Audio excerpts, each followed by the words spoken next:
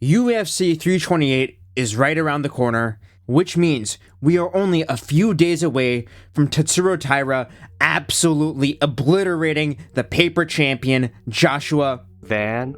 But seriously though, this card is stacked from top to bottom, and guess what?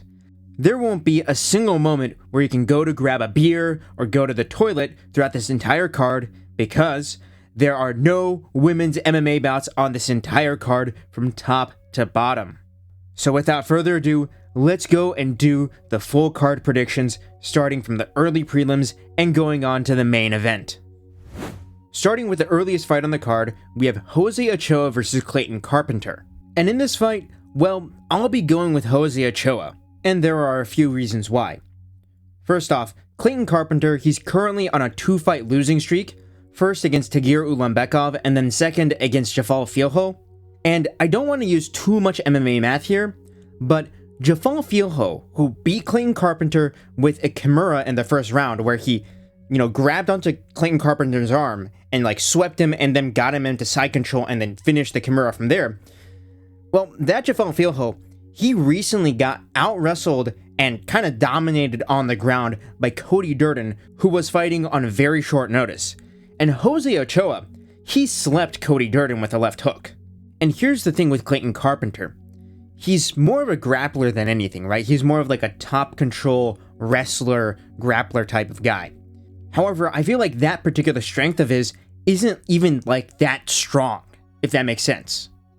Clayton Carpenter's A game is to wrestle and grapple, but he ends up getting out-wrestled and out-grappled by, the guys like Tagir Ulanbekov and Jafal Filho, who honestly aren't even that good. And I mean, Tagir, he's pretty alright, but he's clearly not elite, and Clayton Carpenter lost very clearly to him.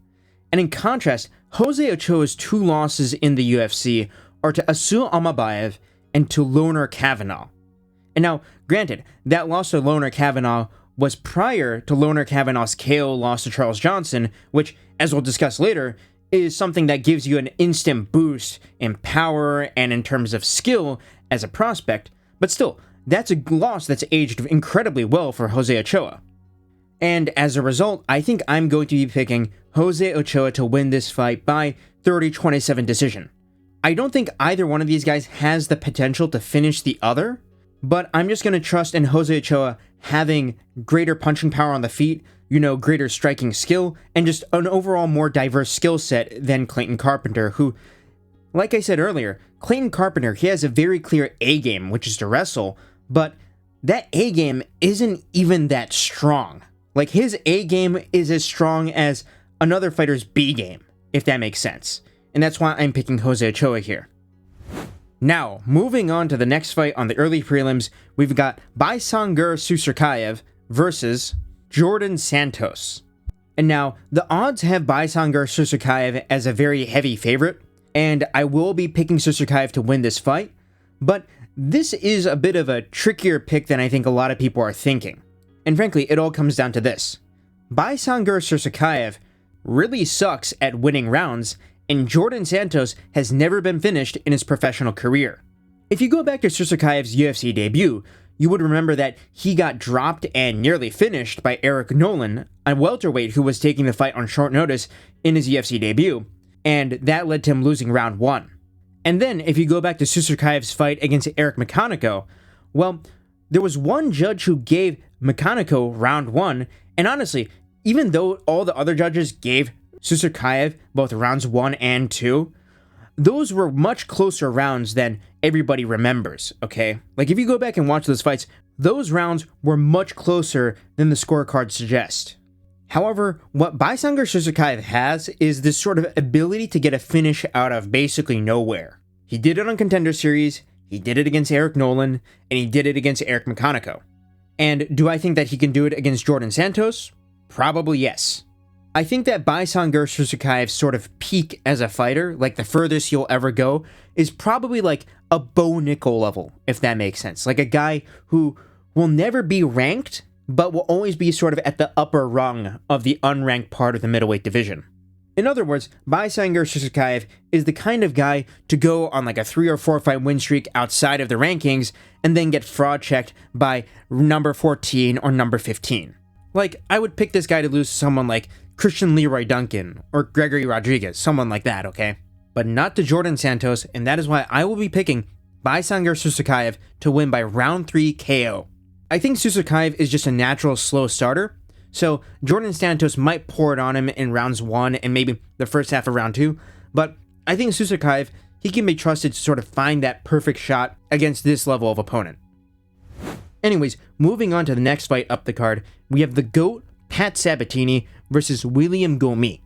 And now this is just one of my personal opinions, but I believe that Pat Sabatini, he is one of the most underrated featherweights on the entire UFC roster. If Nathaniel Wood is the most underrated featherweight striker, Pat Sabatini is by far the most underrated featherweight grappler. The guy is 8-2 in the UFC, and he has one of the most underrated top control and submission games out there. Like, if Pat Sabatini gets a hold of you, you are spending the entire round on the mat or with your back up against the cage, because he is not going to let you up. He put on a grappling clinic against Chepe Mariscal, who was undefeated in the UFC up until he faced Pat Sabatini, and he's also beaten Joanderson Brito, who we all thought was going to be this guy who was going to be a serious problem in the rankings. And I mean, William Gomis, he also beat Joanderson Brito, but the way that Pat Sabatini did it was just so much more dominant, right? William Gomis, he just outpointed Joanderson Brito at range. Meanwhile, Pat Sabatini, he held Joanderson Brito down and just let him do nothing for the entire fight. It was what we in Japan call torture style. Yes, Pat Sabatini took Joanderson Brito down and tortured him, okay? And that's the style that Pat Sabatini has. He has the torture style, as we like to call it over in Japan. And look, there is a chance that William Gomis, flukes Pat Sabatini with some sort of KO shot, but I find that to be quite unlikely. And the reason why is because William Gomis' entire game is to outpoint you at range with kicks. And now you can't really do that against Pat Sabatini, because what he's going to do, if you kick Pat Sabatini, is he's just going to grab your leg and take you down, okay? And William Gomis, his main game is throwing leg kicks and body kicks. You can't do that against a very, very good grappler-wrestler hybrid like Pat Sabatini. And another thing we have to consider is that William Gomis' style ends up having him back up behind the black line and towards the fence, which is going to result in William Gomis squaring up his hips and letting Pat Sabatini get easy entries on takedowns. So yes, for this fight, I will be picking Pat Sabatini to win by submission. And I think he's going to do it in the 3rd round after torturing Gomis on the ground. I think that Pat Sabatini, he's going to take down William Gomis every single round of this fight, and then eventually when William Gomis just gets tired and gives up, I think that Pat Sabatini is going to finish him with either a mounted guillotine, similar to what Sean Brady, who trains with Pat Sabatini, did against Leon Edwards, or he's going to do it with a rear naked choke. Anyways, now moving on to the final fight on the early prelims, we have Roman Kopylov versus Marco Tulio.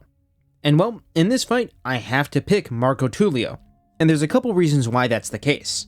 First and foremost, I don't know if you guys know this, but Roman Kopylov is actually incredibly undersized for middleweight. He barely cuts any weight whatsoever, and I'm pretty sure his walk-around weight is like 195 pounds. And I think this is really visible when you compare him to large middleweights like Paulo Costa and Gregory Rodriguez, who he's on a 2-fight losing streak to. And while Marco Tulio won't outsize Roman Kopylov by that much, Tulio is likely going to have 10 to 15 pounds on Roman Kopylov come fight night. And second, when it comes to Roman Kopylov, the blueprint for beating him is already out there, both in the striking and in the grappling. When it comes to grappling, Roman Kopylov, since he's a smaller middleweight, he is very easy to physically manipulate on the ground. He got submitted by Carl Roberson in his UFC debut, and he also got mauled by Anthony Hernandez on the ground as well. And in the striking, which is Roman Kopylov's forte, he has gotten outstruck in basically the same pattern twice in a row. Both Robocop Rodriguez and Paulo Costa basically just threw right hands to the body and right kicks to the body and just shut down Roman Kopylov's offense almost completely. And if Marco Tulio has any fight IQ whatsoever, which I'm sure he does, he will build his game plan on the feet around those techniques. And when it comes to Marco Tulio, yes, he did get knocked out in his last fight by Christian Leroy Duncan. But that really was just because Christian Leroy Duncan, he's the kind of fighter who just throws all these wild techniques, and Marco Tulio ended up getting caught. Roman Kopylov is more of a traditional southpaw, if that makes sense. He's all about that left body kick, that left straight, that left high kick, those sorts of strikes. And while he's very good at throwing those strikes, as I said earlier, the blueprint to shutting him down has already been written twice.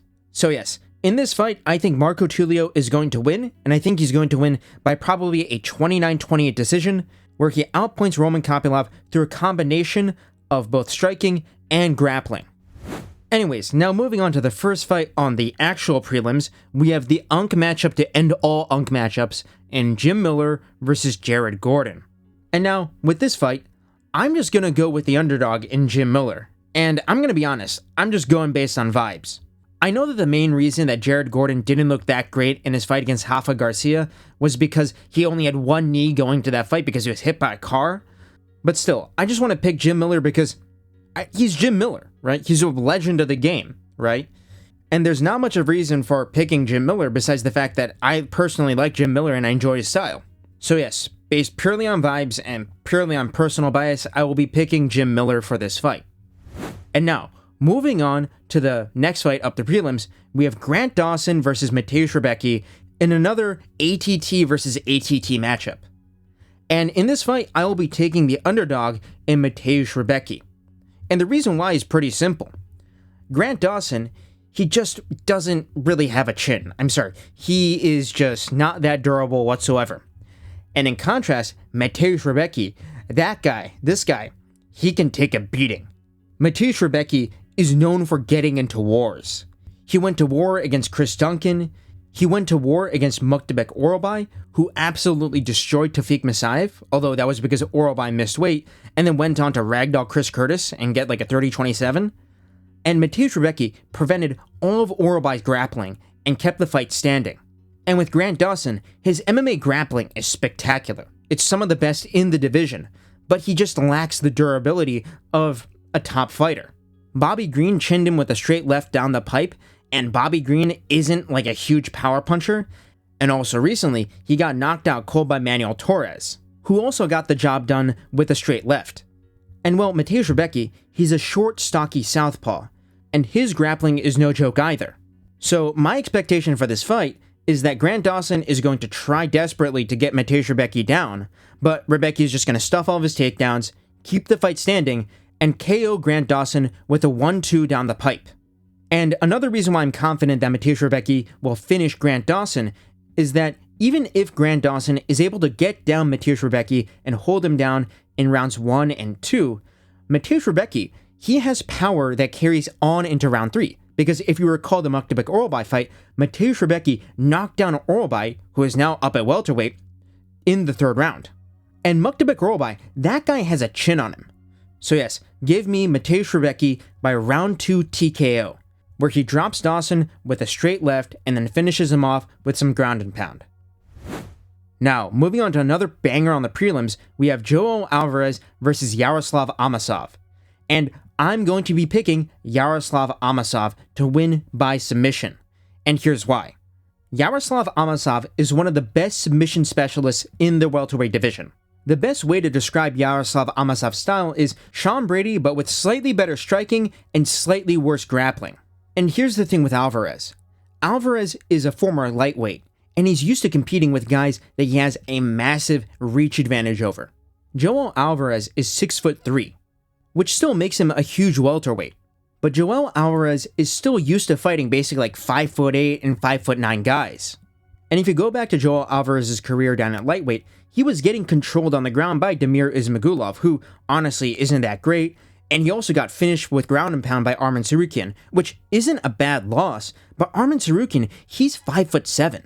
So, since Joel Alvarez has basically been frame bullying his opponents throughout his entire career, I don't think he's going to be ready for an opponent that isn't exactly his size, but is still much bigger than everybody else he's faced, with, of course, the exception of a past his prime Vicente Luque.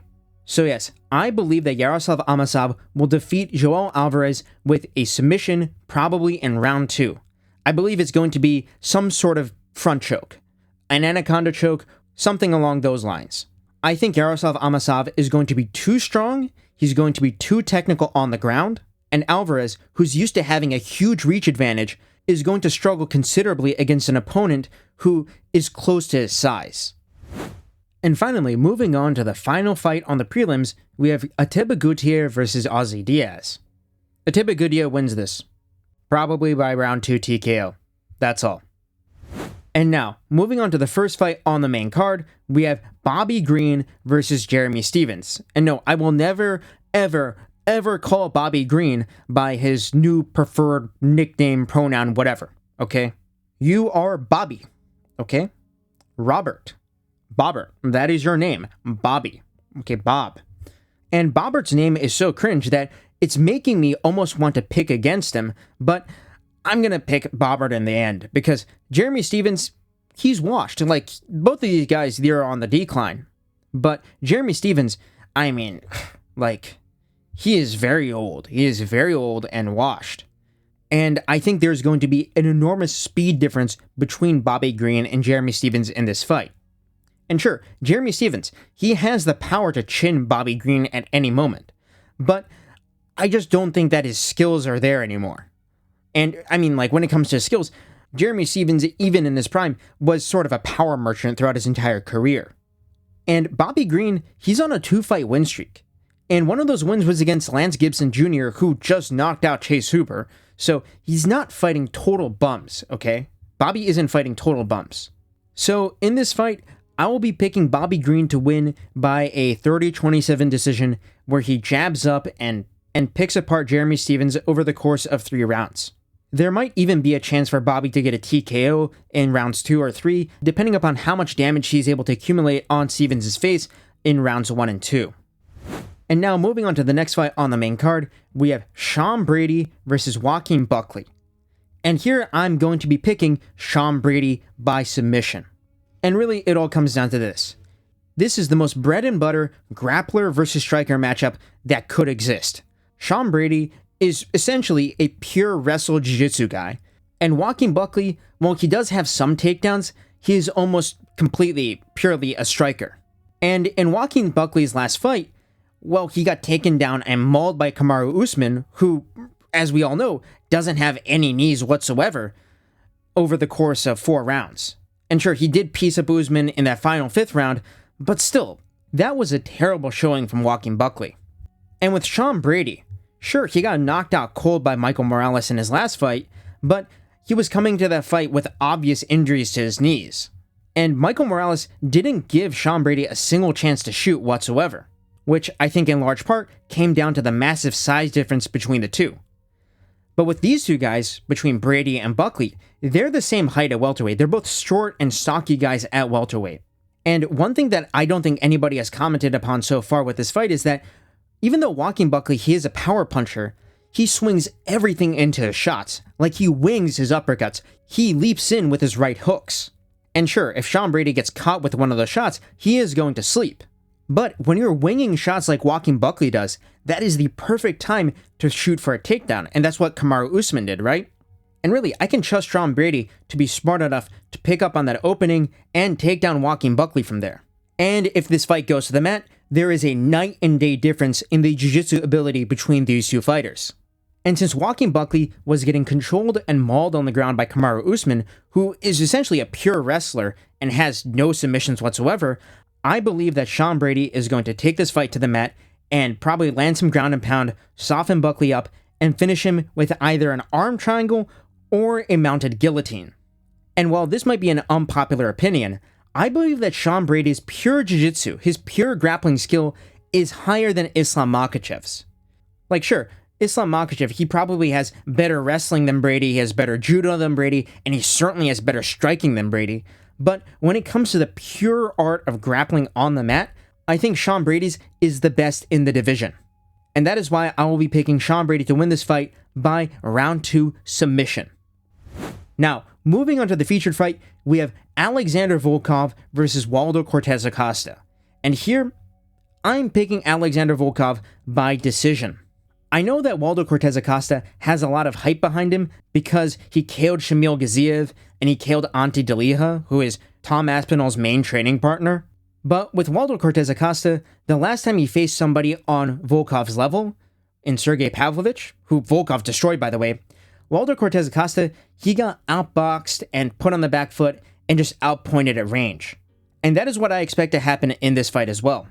I believe that Alexander Volkov is going to keep Waldo Cortes-Acosta at range using front kicks, leg kicks, and jabs, and craftily outpoint Waldo Cortes-Acosta to a 30-27 decision.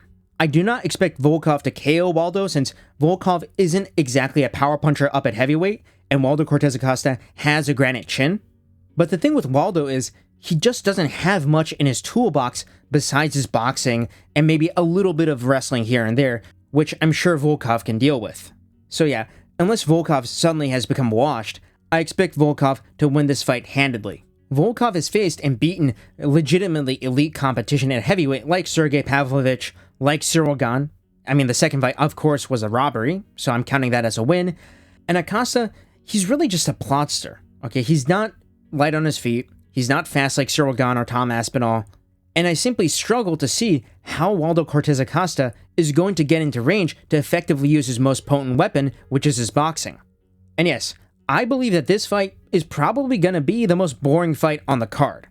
It's probably just going to be Volkov keeping Waldo for 3 rounds. But anyways, moving on now to the co-main event, and I have an entire script written for this fight. We have Joshua Van versus Tatsuro Taira for the flyweight championship. And of course, in this fight, as you can see in the thumbnail, I'm picking Tatsuro Taira. And that's not just because of bias, okay? Because I am biased. I'm very, very biased. But I think that Tatsuro Taira has the tools to get this fight done, and I'll explain why here. So, starting with this complex and detailed breakdown that I had a friend help me with here, most of this fight between Tatsuro Taira and Joshua Van actually hinges on a handful of key sequences. So whoever is able to get the better of those exchanges will ultimately win this fight. But first, I'd like to do a breakdown of their respective styles. So starting with Van, his style is very straightforward. He is a boxing-oriented striker who excels at countering and trading in the pocket, and who occasionally throws kicks. And for the most part, he doesn't offensively grapple, but he possesses pretty solid anti-grappling.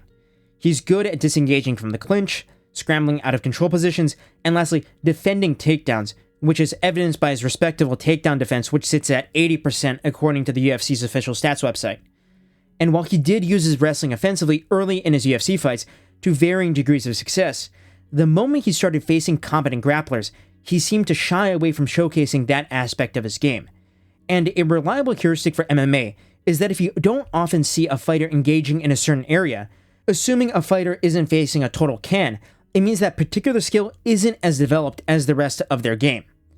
And Taira, on the other hand, is quite the opposite, making this a typical striker versus grappler matchup, and of course, in those matchups, as the saying goes, you pick the grappler, right? Tatsuro Taira is an aggressive positional grappler who has excellent chain wrestling, back takes, and control, which enables his ground and pound, as well as submissions. Without a doubt, his path of least resistance lies in those areas. And with that said, his striking is pretty underrated, right? He can absolutely hold his own in the stand-up, especially given the fact that he'll have the takedown threat. And in terms of striking, he has solid fundamentals, good eyes, speed, and hits decently hard. And most importantly, he uses his strikes to set up his takedowns exceptionally well, which may eliminate a large aspect of Van's striking game, which is his counterpunching. The looming threat of the takedown will open up Taira's offensive striking, allowing Taira to throw far more recklessly than Joshua Van.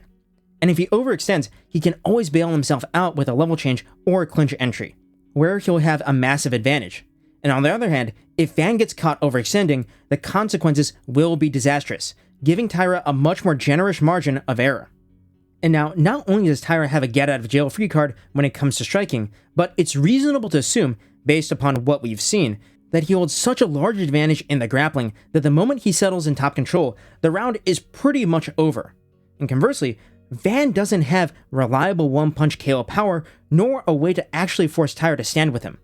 And Joshua Van's preferred striking range is far from ideal against a grappler like Taira. With that said, it should come to no one's surprise that if the fight is primarily taking place in the stand-up, Van's probably going to win, particularly if it takes place in mid to close boxing range. That would also imply that for some reason, Taira isn't shooting takedowns or his grappling is being actively mitigated. By far, Van's close-range boxing is the most dangerous and effective part of his game. Again, while he doesn't have devastating power, his instincts, technique, accuracy, body punches, timing, and willingness to engage in a brawl more than compensate for that. When it comes to defense, Joshua Van uses a pretty standard MMA guard, where his rear hand is glued to the side of his face, while his lead hand is outstretched and active. Joshua Van uses his lead hand effectively to establish range, probe, disrupt, and intercept his opponent, especially in open stance matchups.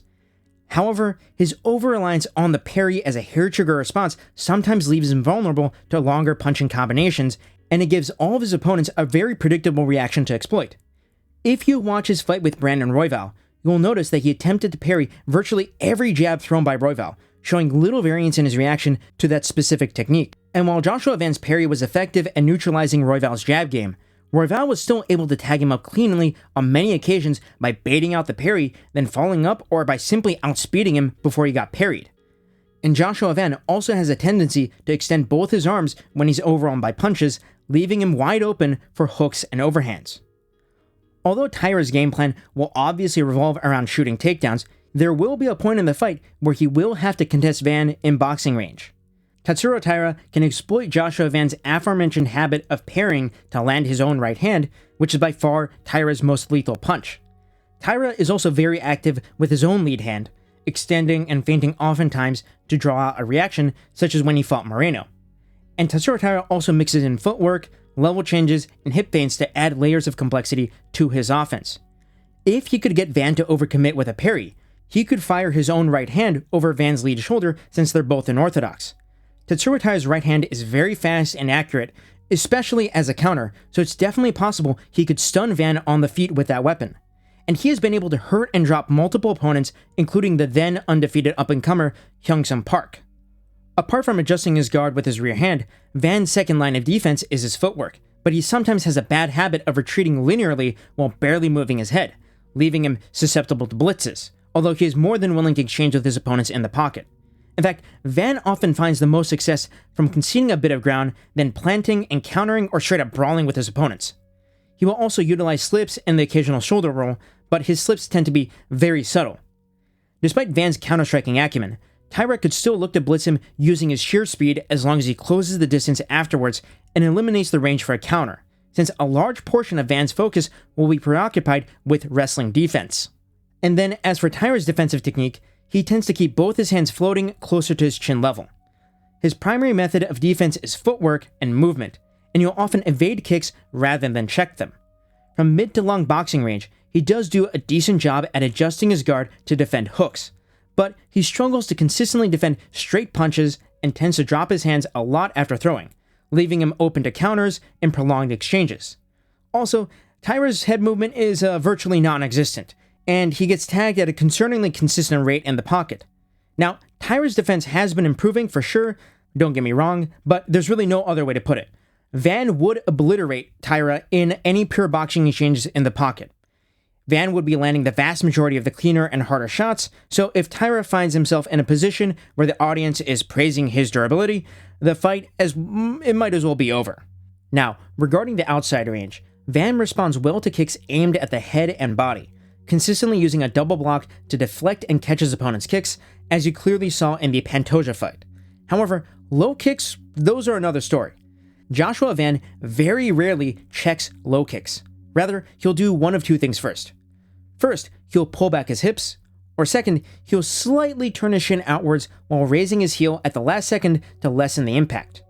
Regardless, he often ends up absorbing a large portion of the kick's impact, because his bladed stance, flat-footedness, and weight distribution make this an inherent weakness. Think, Carlos Prates versus JDM. This was very evident when he fought Royval, where if he couldn't scoot back, his legs would usually end up getting buckled by Royval's leg kicks even if he tried to turn out his shin. Another example comes from the Pantoja fight, where he was jolted by the one and only low kick Pantoja threw, based upon my memory. And the reason why I bring this up is quite simple. Tatsuro Taira has powerful and fast kicks, especially low kicks, which he can throw with both legs, so this is another weapon I believe that Tatsuro Taira will look to be using often. And Van's already suspect defense will be amplified due to the takedown threat. And while Taira himself doesn't respond the best to low kicks, often failing to check them, he's shown a great ability to capture low kicks and chain takedowns off of them, basically making them a death sentence for Van to rely on. And furthermore, Joshua Van leaves himself open to be punished after throwing leg kicks. Rather than spinning all the way through using the momentum of the kick like many fighters do, Van just leaves his leg out there after throwing a low kick, then retracts it while being completely out of stance during the reset period. So this tendency creates a mini dilemma for Van in the striking. Either he lands a low kick and Taira can potentially catch it, or Van misjudges the distance and misses the low kick, but in doing so, exposes himself for a reactive takedown before he corrects his hip position. Another kick that Tatsuro Taira would have to worry about is Van's knee stomp, which is one of Van's most potent tools. But keep in mind, after whiffing countless times in the first round of the Royval fight, it took him until basically the last minute of the third round to start finding success with it. And the moment he realized it was working, he spammed it to no avail like someone picking up a fighting game for the first time. And also, don't forget, Royval's a southpaw, Tatsuro Taira is an orthodox fighter. So unless Van starts throwing oblique kicks with the rear leg, Taira really isn't going to have to worry about this weapon either.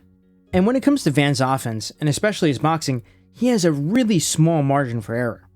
Van tends to commit a lot of weight into his punches and explode forward when he attacks, often leaving him in a near parallel stance after his combinations. Combine this fact with Taira's excellent reactive takedowns, which can come from lower body attacks or the clinch, and it's going to force Van to be far more selective regarding when he chooses to exchange. And the less output and damage he has, the more opportunities Taira has to shoot, and the more valuable each second of control is for Taira. However, if Taira finds himself on the back foot and is forced to backpedal away from a blitz, Van's commitment will allow him to swarm Taira, and he'll likely land his power punches at a high rate due to Taira's lack of head movement and relatively inactive guard. Joshua Van, of course, found most of his success countering Royval in their fight, but again, his predictable tendencies give Taira many opportunities to exploit his instincts and shoot takedowns. When Joshua Van counters, he typically likes to throw an overhand right or a check left hook, either as a single counter or a two-punch alternating counter. Sometimes he will slightly concede ground to evade incoming strikes, then plant and counter to intercept his opponent. And other times, he'll plant and absorb an incoming strike to land one of his own, either because he's willing to brawl, or because that's his uncontrollable instinct and he doesn't have time to defend. However, many times, Royval was able to close the distance and Van would automatically respond with an overhand counter, which would give Royval the opportunity to smother the punch and enter the clinch, which he did several times successfully. The fact that Van loads up on his punches and prefers to swing with a wide arc rather than throw straight further makes him vulnerable to being smothered. At the same time, Van genuinely has exceptional timing and accuracy, so anytime Taira is caught standing in front of him after throwing, he's at huge risk of eating a giant counter. And as for Van's grappling, although there isn't a ton of footage to go off of, from the little bit we have seen, his grappling obviously isn't atrocious, but it's not that great either. The best aspects of his grappling are obviously his takedown defense and ability to return to a standing position, especially when he uses the cage. For instance, when Van fought Ray Tsuruya, he was able to stuff most of his shots quite easily, but that's because Ray was facing a considerable strength disadvantage, and he wasn't setting up his takedowns with strikes. I've seen Ray Tsuruya in person, and he is not a large flyweight by any means. His height is what I would consider to be average for a flyweight, but he's quite skinny, like he doesn't have a lot of muscle on him. And while Ray is a phenomenal wrestler, his MMA grappling hasn't caught up to that level. In comparison, not only is Taira likely a lot stronger, but he has superior chain wrestling, submissions, and an ability to achieve and maintain dominant positions largely due to the fact that he's adapted his grappling to MMA much better. But that's besides the point. To begin with, Van doesn't display the wrestling instincts of a high-level grappler. For example, when he defended those takedowns from Ray, he didn't meet his level changes with his head, use down blocks, or immediately look for underhooks, among other things you'd see from a seasoned wrestler. Instead, his go-to defense was sprawling once Ray was already attached to his leg, which should be the last line of defense, especially since Ray was shooting all the way out from kicking range. I suppose what you can give credit to Van for is that he does know how to effectively use a crossface and when to stuff the head, so I can't say his wrestling is bad by any means, it's just not particularly high level. And yes, Ray failed to actually complete the majority of his takedowns, but he was still able to secure a strong grip on Van's leg basically every single time he shot, which Taira would essentially turn into a serious takedown attempt given his chain wrestling and physicality. Van will probably have decent single leg and double leg takedown defense against Taira, but the moment Taira tries to lift him or hook his legs, the takedowns may come with very little resistance. Van doesn't seem to have the instincts necessary to reliably defend the more dynamic and unorthodox wrestling techniques, especially when executed by an elite grappler like Taira. And I don't know how true this is, but I'll throw it in anyways. When Joshua Van fought Ray Tsuruya, John Anik mentioned that Van started wrestling 6 months before his UFC debut. Another factor we need to consider is Taira's durability. Keep in mind that Taira was gassing out hard against Royval and not only survived a prolonged beating on the feet, but ended up taking him down and securing control in the later rounds of that fight. Also, one of Taira's best attacks is the triangle armbar combo, so Van may just opt to disengage given the chance to follow up with ground and pound similar to how Oliveira can get away with playing possum and flopping to his back. So even if Van manages to drop and hurt Taira, well, it's going to be difficult for Van to follow up given the danger of entering Taira's guard. However, the place where I believe that this fight will be won by Taira is in the clinch, where, given how MMA grappling works, it's probably going to end up at some point. As for Van, he doesn't like to spend time in the clinch, as he'll quickly look for an underhook and use a collar tie to turn and disengage, or simply punch his way out, mixing up strikes to the head and body. He does seem susceptible to knees to the body, especially when his opponent uses the tie clinch, but then again, Taira doesn't favor the tie clinch that much, so I don't think he's going to use that. In any case, Van needs to look to immediately exit the clinch in any situation for obvious reasons. Taira is a master at using his upper and lower body simultaneously to destabilize and shift his opponent's base and create points to off-balance them. Van has been stalled out in the clinch for long amounts of time in the past, so I imagine Taira, being very strong for his weight class and being far more technical than any of Van's past opponents, bar Pantoja, I mean, that was a fluke anyways, so we can't even count it, so Taira will be able to stay attached to him once he connects his hands to secure a body lock. Not only does Taira have a variety of trips, throws, and lifts at his disposal in the clinch, but he's very crafty when sneaking around his opponent's arms to gain access to their back, which opens up his best grappling sequences. His body lock system, particularly from the rear, is very sophisticated, and its complete potential is realized by his back takes and use of the body triangle. And let's look into the Moreno fight for more insight into this, specifically the second round. Leading up to the finish, Moreno was helpless to prevent Taira from spinning to his back, putting his hooks in, and instantly locking in a body triangle. Keep in mind that he's shown a consistent ability to create space and scramble out of terrible positions against the most elite grapplers of his division, and except for Taira, only Askar Askarov and Pantoja have been able to control him for long stretches of time, but neither were able to finish him.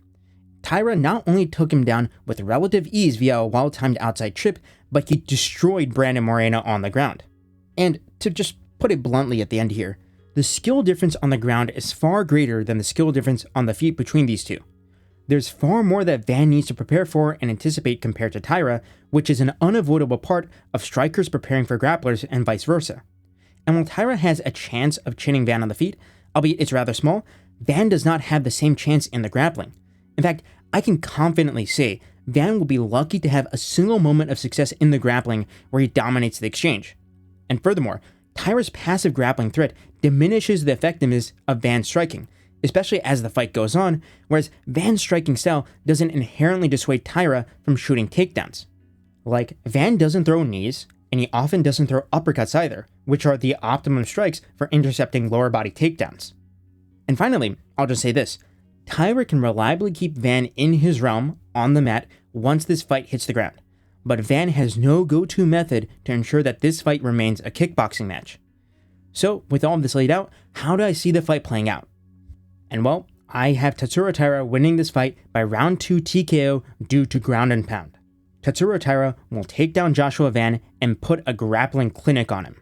I believe that the finishing sequence is going to look similar to the Brandon Moreno fight, where Tatsuro Taira takes down Joshua Van, takes his back, gets his hooks in, and gets Van into belly down back mount, and Tatsuro Taira just pounds him out from there.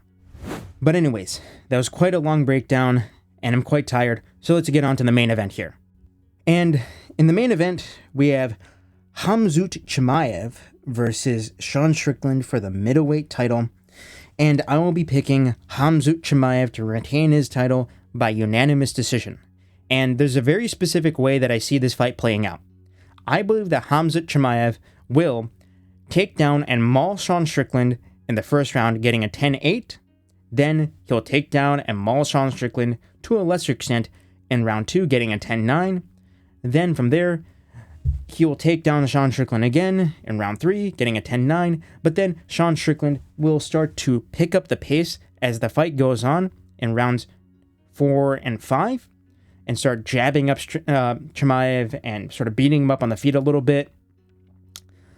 But I do not believe that Sean Strickland will have the ability to put Chimaev away in rounds 4 and 5 because Chimaev, he does have that dog in him, right? Like we saw that in the Gilbert Burns fight. So I believe that Chimaev is going to basically, maybe the first round will be exciting, but I don't think that he's going to finish Sean. I don't believe that Sean will finish him. And I think it's going to be a 48-46 decision for Khamzat Chimaev. And really, the reason why I say that is grappling diff, wrestling diff. That's all that it comes down to. If you have a striker versus a grappler, you usually pick the grappler, and that's what I'm doing here. Anyways, that's this entire video. I know it was quite long. Thank you for listening until the end, and I hope you enjoyed my breakdown of Taira versus Van. But yes, thank you and goodbye.